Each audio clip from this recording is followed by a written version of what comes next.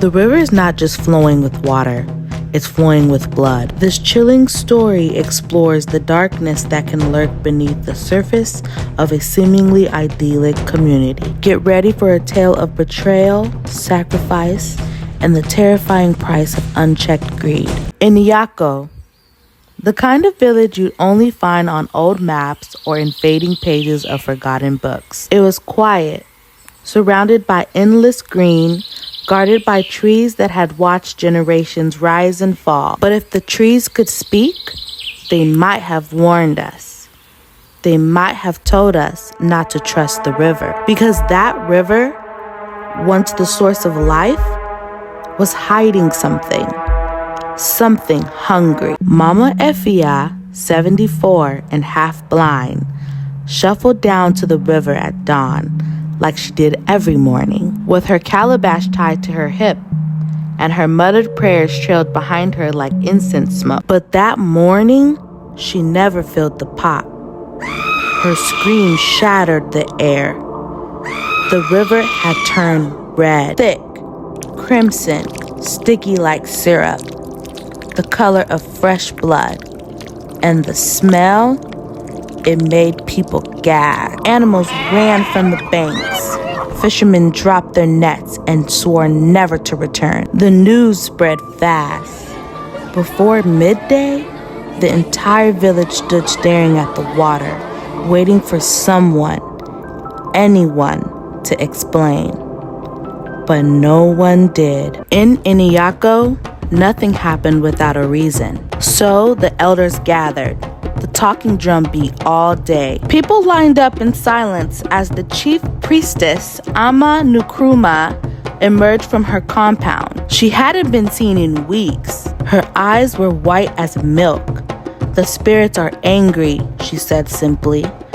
There is blood unpaid. Children started dreaming of a girl in white, waist deep in the river, her eyes wide, her mouth moving as if she was trying to speak, but only a gurgling sound came out. Some say the children woke up crying.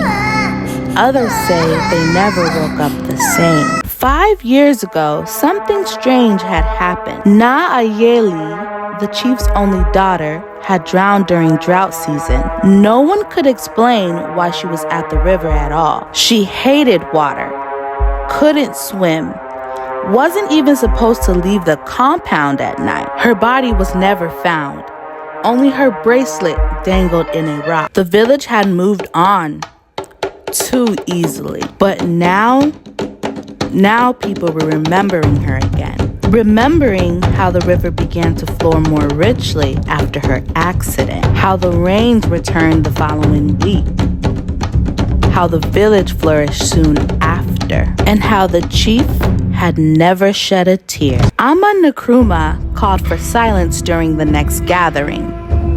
She revealed a truth no one wanted to hear. The river had been fed, not by nature, not by accident, but by sacrifice. 5 seasons ago, when famine gripped the land and the people were eating boiled leaves to survive, the village leaders turned desperate. They visited a dark priest hidden deep in the forest. He offered them salvation for a price. The spirits required a pure bloodline, a royal one. Ayeli had been chosen. She had screamed, they said, fought, but they held her down, whispered prayers, promised it would be quick. And when they were done, they pushed her into the river under the moonlight. Her father watched. The river accepted its gift. The crops grew. The people prospered. But no one asked what would happen if the spirit changed its mind. At first, the blood in the river was the only sign. Then came the animals.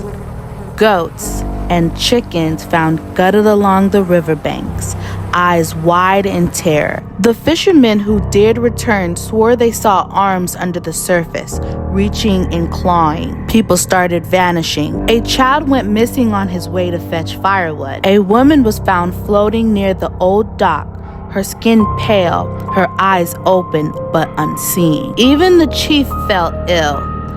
Rashes on his skin, his lips cracked and oozing black liquid. Then one night, the dream stopped because the girl in white appeared for real. A farmer saw her first, standing in the river, waist deep, pointing towards the village square.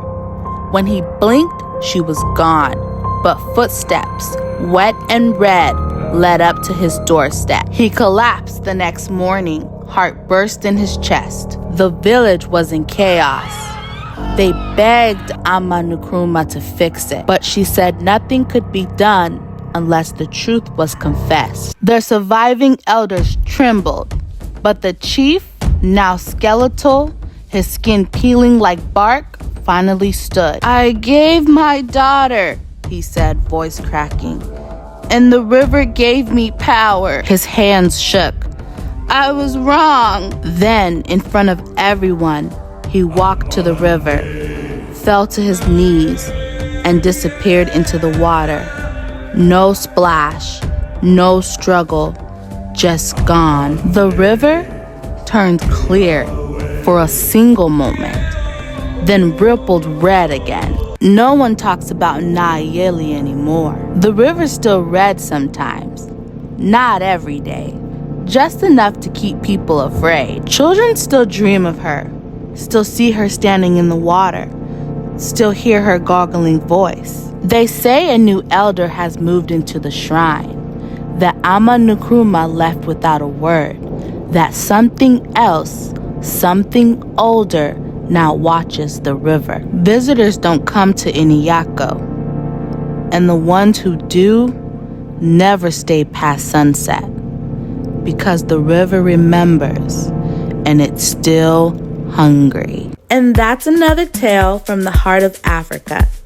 If you're feeling the vibes, hit the like button, subscribe, and drop a comment with your favorite part.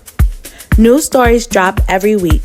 Don't miss out. And again, thank you for watching Afro Tales.